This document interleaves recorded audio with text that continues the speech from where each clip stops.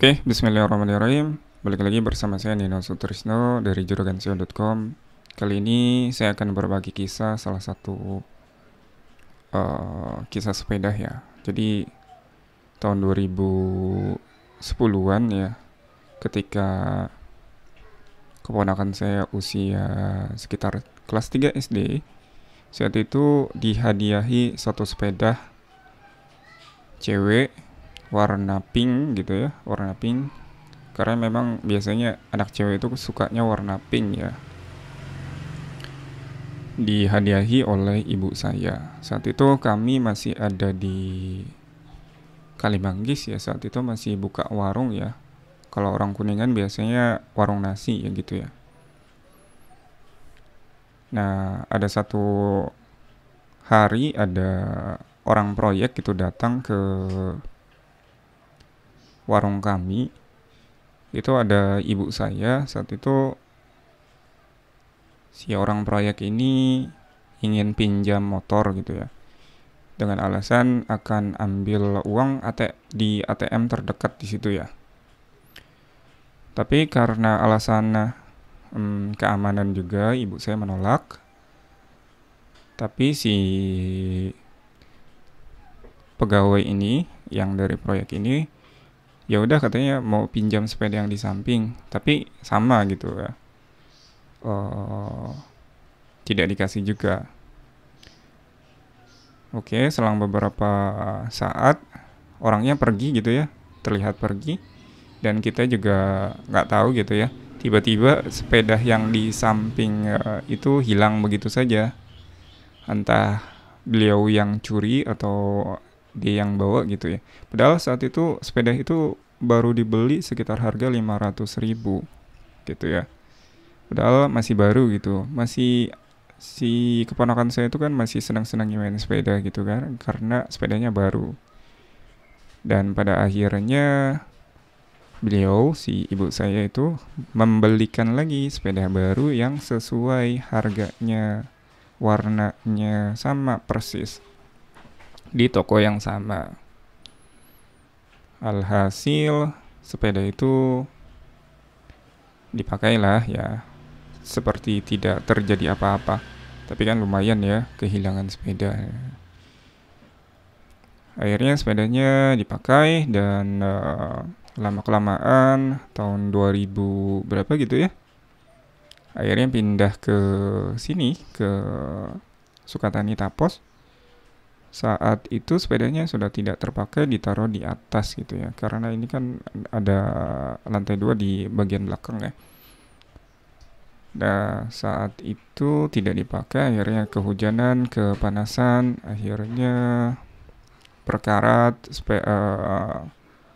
bannya juga mulai meletak-letak gitu ya, rusak.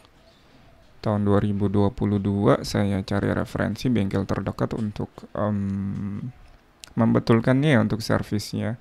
Karena saat itu mungkin saya pikir kalau dijual ya harganya juga akan jatuh ya, pasti sepeda second tuh bakalan jatuh. Sedangkan sepeda baru itu kan agak lumayan harganya. Sekarang mungkin di atas 500.000 nggak bakalan dapet gitu ya. Sedangkan sepeda ini cukup bagus, dari kerangkanya, besinya juga bagus. Saya pikir begitu. Alhasil saya datang ke toko sepedanya, servis gitu ya, ganti ban luar dalam, depan dan belakang, dan servis sedikit gitu ya. Mungkin dicek juga remnya dan sebagainya, dan habisnya itu sama persis di angka 500.000. Saya pikir ini kenapa harga sepeda setara dengan harga servisnya, seharga sepeda baru tahun 2010. Nah, apa yang terjadi? Ternyata saya pikir, wah ini terjadi inflasi. Ini namanya nilai tukar rupiah itu makin merosot dan makin turun dibandingkan tahun 2010 ke belakang gitu ya. Nah, jadi teman-teman kalau misalnya mau investasilah di barang yang memang nilai tukarnya makin naik. Nah, ini yang seru. Pertama, kita harus investasi pada diri kita sendiri, yaitu kita harus investasi di ilmu pengetahuan dan knowledge yang menghasilkan skill. Nah, dengan skill itu kita bakal leverage diri kita sendiri menjadi skill tersebut kita tukarkan menjadi nilai-nilai rupiah yang tak terhingga bentuknya gitu ya. Jadi kita misalkan punya satu skill SEO website gitu ya, jual online dengan kata kunci. Nah, itu skill itu cukup satu kali kita pelajari, lalu kita asah terus-terusan, dan itu akan menghasilkan income yang tak terhingga. Oke, jadi teman-teman investasi di ilmu pengetahuan yang menghasilkan skill, dan dengan skill itu menghasilkan pundi-pundi rupiah. Kedua, beberapa tahun kebelakang saya belajar tentang emas gitu ya. Emas itu ada dua ternyata, logam mulia ya. Antam, ada UBS, ada Cukim ternyata. Kalau di Padang itu biasanya dipanggilnya emas lantahan ya, lantakan.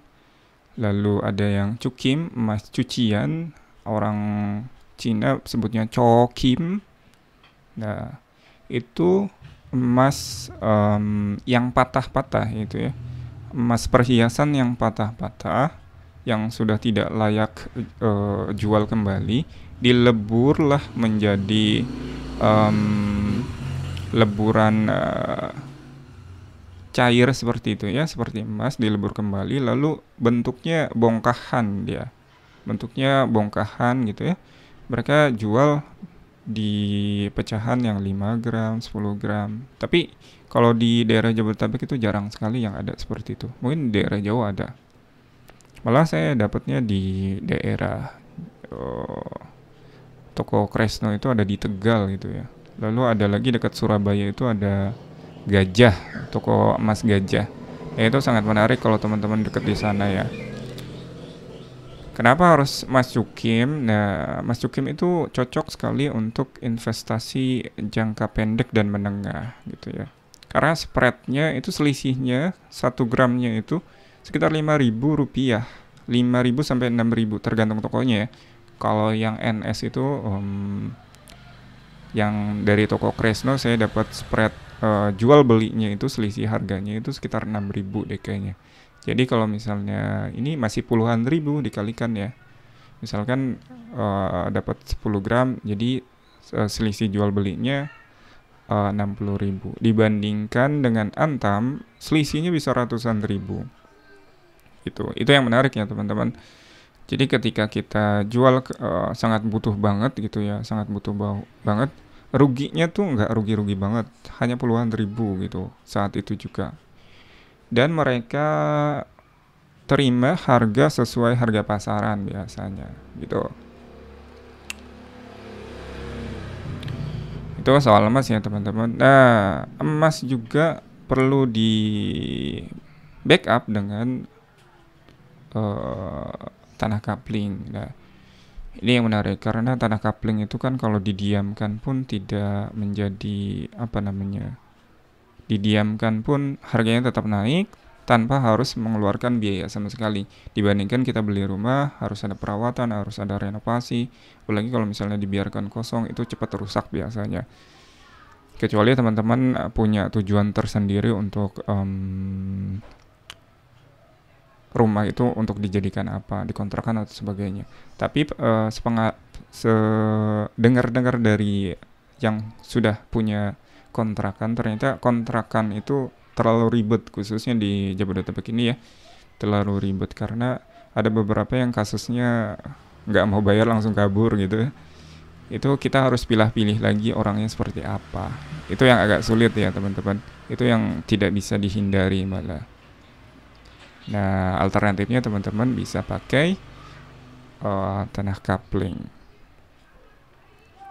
Oke, kita buat kesimpulannya. Pertama, kita harus investasi di diri kita dengan ilmu pengetahuan yang menghasilkan skill, dan skill itu menghasilkan pundi-pundi rupiah.